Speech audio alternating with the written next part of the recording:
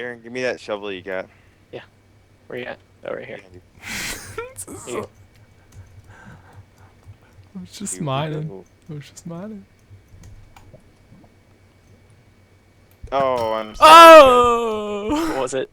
This is a weak Efficiency bow. 3. Oh, terrible. That's a bummer. All right, here. You take this. I'll get myself another one. Oh! Okay, well, I'm gonna go ahead and make a river now. You got the tool for it. Yep. Oh my goodness! What are you guys doing? Are you They're, killing each they're other? fighting. I think they're fighting. I should go pull up a chair and watch. I kind of want to. Ah! Where That are you didn't work. guys? Nether hub. Oh, really? Okay. Team's still I'm stuck getting in the the pearls. fire.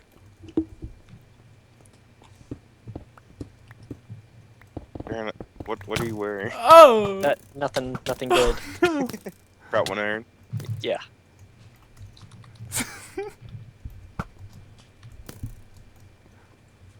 Watch out for that lava behind you, just in case. Oh, yeah. Oh! Oh, you dickhead. Uh-oh, what happened? Punkster got killed. Oh, I wasn't I'm looking. sorry. I'm sorry. I shouldn't have done that. I shouldn't have What done that. That What was. you did. You're never gonna hear the end of it now, Susie. I was already waiting for that, but Oh boy.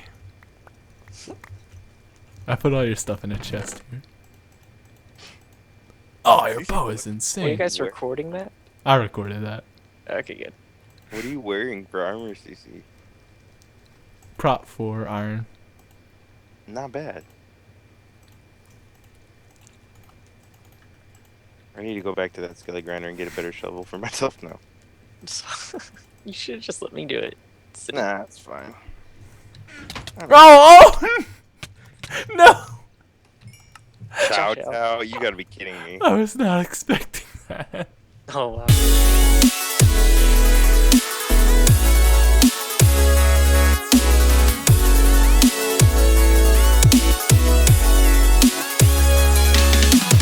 Hello once again, ladies and gentlemen, it's CC, and today I have another Exile video for you. So this is actually my second time recording this because my other save file for this recording was corrupted. Woohoo! Yeah, look at this sign. CC's Food Farm. Yeah. So I actually did a little bit here. Working on my base, starting my base up. Yeah. And I want some input. I want some input on this. So this is one design type thing idea-ish I have that I kind of like. But problem is, numero 1, it's a bit too big. It will actually end up intersecting with these 3 blocks. It will actually end up intersecting with them. Yeah, that's kind of a problem, right? I'm not sure how I could fix that. I could slice away these 3 blocks. These 3 rows here. I mean, that's possible. I could do that. But this wouldn't be symmetrical anymore. And that'd kind of be, you know, kind of poopy. Just a little bit. But it wouldn't be that big of a deal. Also, another note that I want to talk about is this pattern on the floor. I like this stairs with this yellow stained clay behind it. I like that. I think that looks really slick. It just adds a nice little border to the room. What the rest of the floor would be, I have no clue. But what do you guys think of that one? And down here, you're probably like, "Whoa, what's that? What's that?" Oh, I'll get to that in a sec. I just want to mention that I've set up some tree farm-ish stuff there, so I can start farming some trees, so I can stuff like that. And you'll also notice that I moved my animals. My animals are now way over here, actually. And yeah, I ended up doing cobble fences because that's, you know, pretty easy to make compared to regular fences because you just need cobble. So this is this little area, and I haven't really closed this off because I don't know. Why not? Why haven't I? Why? Yeah, that doesn't make any sense. But yeah, I'm starting to build my base here, and I'm really not. I'm kind of stuck. My original design doesn't work. It just doesn't work anymore. It's not in the area I thought I was gonna build and stuff. So I'm just kind of winging it here and stuff like that. Yeah, I'm in my horses over there, and I fixed my bridge. Woohoo! Fixed my bridge, which is awesome, awesome, awesome. Another possibility for my base is, do I want to build it underground? Do I want to do that? I usually build underground, and I thought I would try above ground this time because I've just so used to just digging out stuff. I don't know. I find it easier for me to build that way. But it's also a pain because you gotta mine everything out, and I was like, I really don't want to just sit there and mine for hours on end again. Like for the 20th time in a row, I just want to sit there and mine out another cave, another room. No, I kind of want to actually like build something this time. So that's what that is for. I thought it was gonna be nighttime for a sec. But again, give me some suggestions, give me some feedback on that design, because I'm not the best builder. I am not the best builder here. So while I'm here, I actually want to grab some netherrack and 7 blocks of coal, which I can't seem to click on them correctly. Oop, not 8, 7. And we're gonna go cook this up in our completed industrial furnace. Woohoo! So that's what that room is over there, in case you guys couldn't tell. That's what it led to. That is indeed what it leads to. Actually, for this entrance, by the way, this wouldn't be too wide. This would probably be 4 wide or so for this main entrance area. And then you come down here, and it's like... Oh, you like that? So this is an Ethonian design, this door. Let's just kind of pillar over, I guess. So yeah, this Ethonian design. So it's a monostable circuit, or a pulse generator, or whatever. Monostable? I guess it's a monostable circuit. I'm not too familiar with the electrical lingo, so I'm not sure. See, this is all complete, and we'll go over that redstone stuff in a second. But I just kind of want to show it off first. And so these pistons are just kind of doing that. The reason I chose that design is because it's fast. It is quick compared to a lot of other designs that take a little bit. But that's nice. Like, you can even sprint through it, depending on your lag to the server and stuff. But that's very nice. So this is the completed industrial furnace. This part's a bit bland. I know. I'm gonna spice it up somehow. Don't worry, because I agree it is. It's a bit bland. It's a bit bland. But whatever. All right. So these two things, you saw the output last episode, but this time you get to see the fueled input and the regular input. So for fuel input, we're just gonna pop our coal in there like so, and for our input, we just pop our input like that, and voila, your industrial furnace is ready to go. So you'll hear some pistons click and stuff and such, and these actually, it doesn't fire up, so it takes a little bit to fire up. This chest actually has to be completely empty for this furnace to start working, and that's because it's actually transferring everything to another chest where all the redstone is being compared on it, because there's not enough room if you have this user input to do all the necessary stuff. So you'll see the start up here in a sec, and it's gonna be gorgeous. Oh, look, that is just, oh man, I just can't get over how well it works. I'm very pleased with how it turned out. And look, it's just kind of 3 in each. It is an industrial furnace for sure. Not the most efficient, but the quickest, I would say. The one flaw with this design is that this first furnace ends up getting a little extra of whatever you're smelting if you have small amounts of stuff a stack or under. And I'll explain why in a second, but I'm not sure how I could fix that. But look at that, 24 nether brick already. That is just, that thing just rocks, man. So let's kind of head around here and head over to the redstone. So wow, yeah, there's tons of stuff happening here. So see, this is the input chest, and I couldn't have all this stuff happening to it while it was down there. So I have to kind of transfer all the items over here and make it be like a pseudo input chest. So it's actually just Codecrafted's design. Link will be in the description, and I'm just kind of adding stuff onto it. It's kind of a, I don't know, a hacky-ish way to make it work.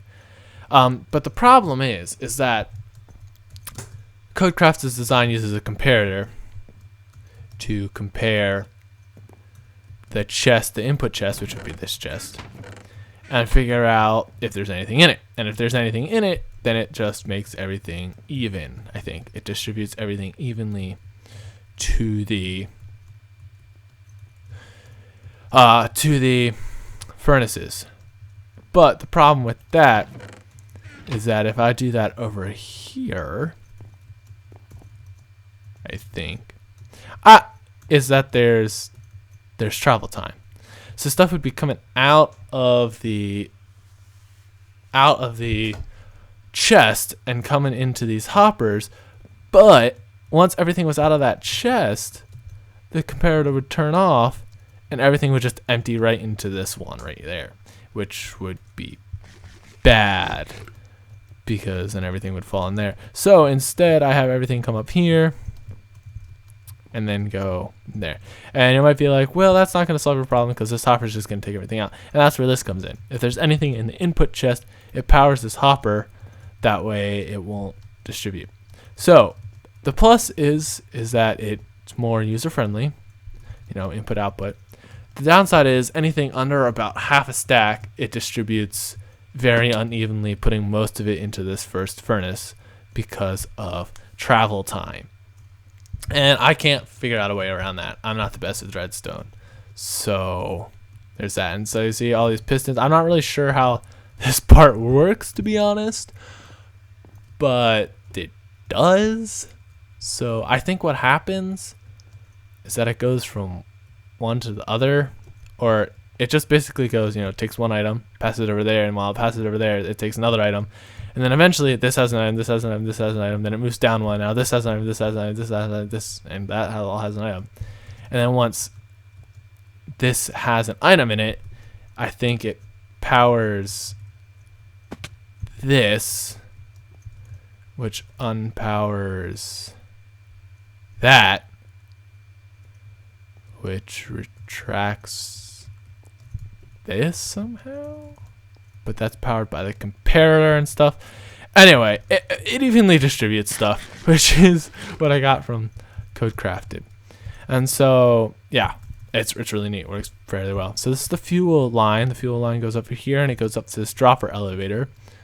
And this dropper elevator goes into the fuel chest, which does pretty much the same thing as the input chest, just on the fuel line. And then the input chest has the drop hopper here. That goes up here to this dropper elevator, which then goes into this input chest. So that is pretty neat, and I'm very pleased with how it, very pleased with how it turned out. I'm sure it could be more efficient, but again, I'm not the best. Was that a gold armor zombie thing I saw, or was I hallucinating? Nope, it was a gold armor skelly. I was right. I guess I should put some torches over there. Guess I kind of got rid of my torches, didn't I? Oh, you shot me. Ouch. Ouch. Ouch, ouch, ouch. And I moved my horses over there. I told you I moved my animals already. So we can come over here, head down. Voila, we have our stack of nether bricks. Again, I'm very pleased with how it turned out, but I still have to add some aesthetics to that room. Yeah. I fixed up my bridge here. Creeper blew it up. And I think I showed that in the last episode. Maybe I didn't. I don't remember anymore. I have a very bad memory for those of you who know me. So don't knock me. Let's see, I cooked up. Where's my glass? Right there. Nice. Beautiful. I cooked up my glass so I can start finishing up my farm. Hopefully.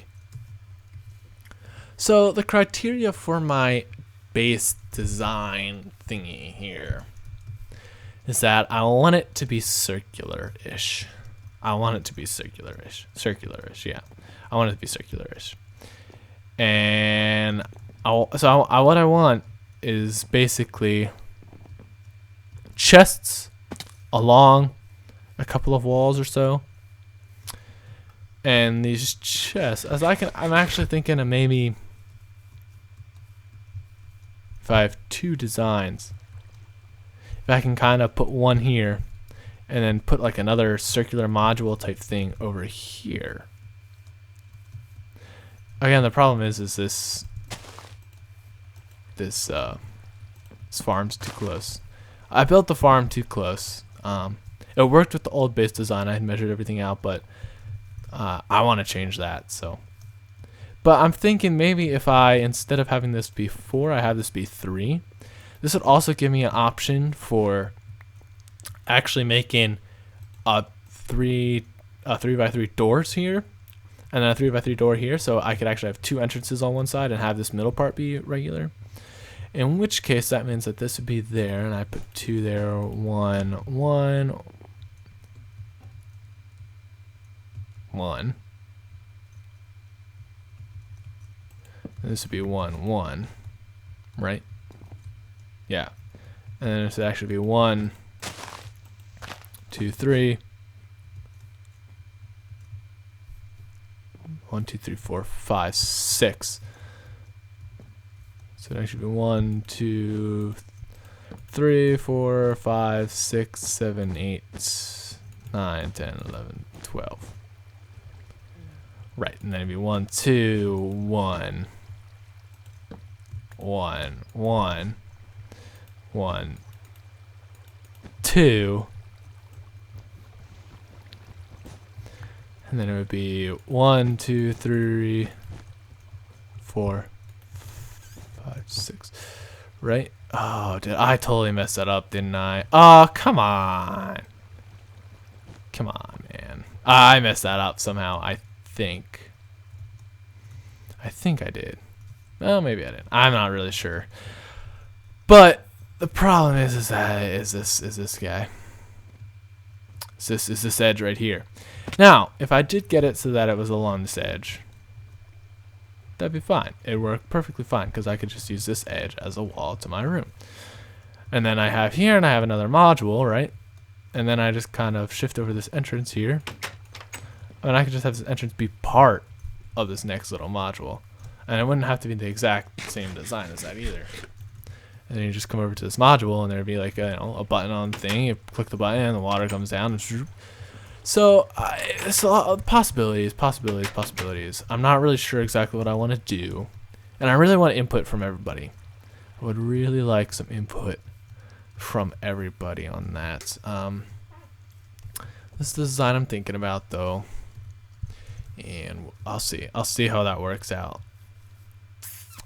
But who knows? There's still some measuring and stuff to do that I need to do. So I'm going to take my horse for a spin here, and I'm actually going to go over to Aaron215's place. So I'm not going to go through the nether because my horse... Oh, wrong way. Oh, no, right way. My horse has a tough time going through the nether because you have him go through the nether, right? And, oh, we're going to jump this. Oh, jumped. Oh, yeah. It has a... Oh, there's Aaron. Speak of the devil. There's Aaron right now. Aaron215. His place is near mine, and as I was saying, my horse gets stuck going through the nether. It takes like 5 minutes for him to go through the nether portal on the other end, which is a bit ridiculous. Like, he goes through the nether portal, and then he just sits in the nether. Like, I don't know. Oh, look, there. I think I see his player rendering in the distance. So we're going to go over to his place because he's pretty close to me. And I'm going to show you what he's working on because, you know, this river, I want to explain some stuff. I want to explain some stuff. Oh, look, there he is. I'm going to scare him.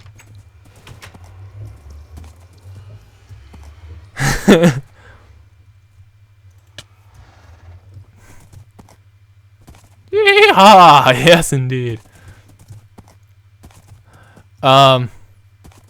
Yeah, so I want to explain some things. So the main spawn area of the server, of the Exile server, there's a river around it. And a lot of people have built along this river. So a lot of places are connected by boat, right? But I'm out here, and so is Aaron, and we're not connected to that river. Though we do have our own river that kind of connects us two together. So what Aaron is doing, actually, is he's going to... We're following this river here. So he's actually digging a huge canal. So first, the river empties into this lake, and this is where it naturally ends.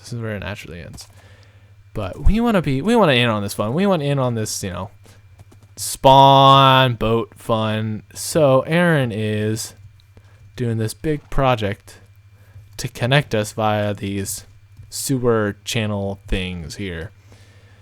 And it goes, so he's mined this all out. This is just last night.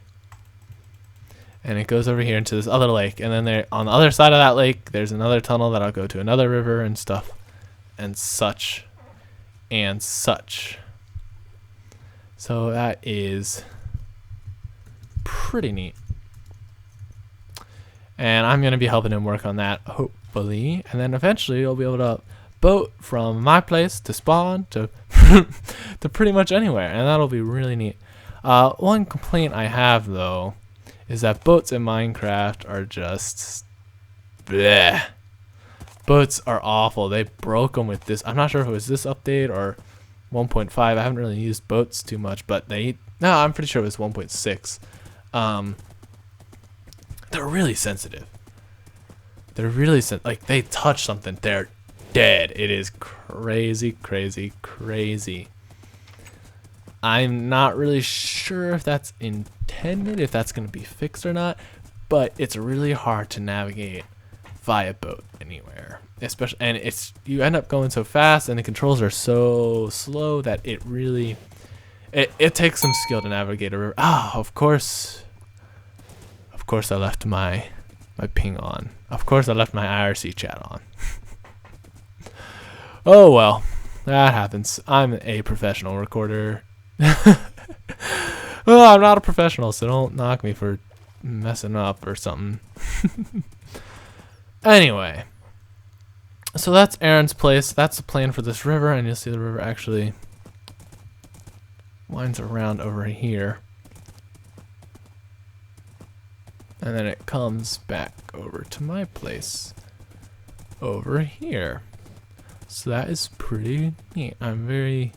That'll be awesome when it's finished. That'll be really sick when it is finished. Yeah. One thing I want to ask people too right now is, what would you say if most of these trees are chopped down? Because right now I've just kind of been chopping down trees willy-nilly around my area and not replanting them. So basically that means that eventually my area will just kind of keep extending with like just plains pretty much.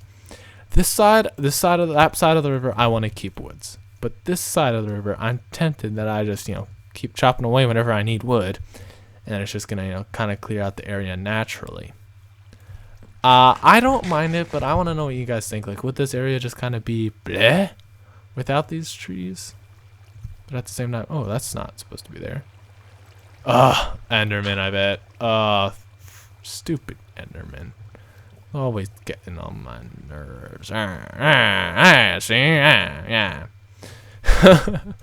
Also, here's another thing I forgot to mention. These are all potatoes now. Woohoo! So I did some bone meal on one potato I had. And I'm starting to replace my carrots with potatoes, so that way I have potato, carrot, meat. And that should be a load of fun. A load of fun. Yeah. So I'm going to call it quits for this episode because I already recorded it once. And now having to re-record it's a bit of a pain, but it happens. So it's probably a bit shorter than what it was originally, but That's what happens. Anyway, I hope you guys enjoyed the video, and I will see you all in another video. Bye-bye, guys.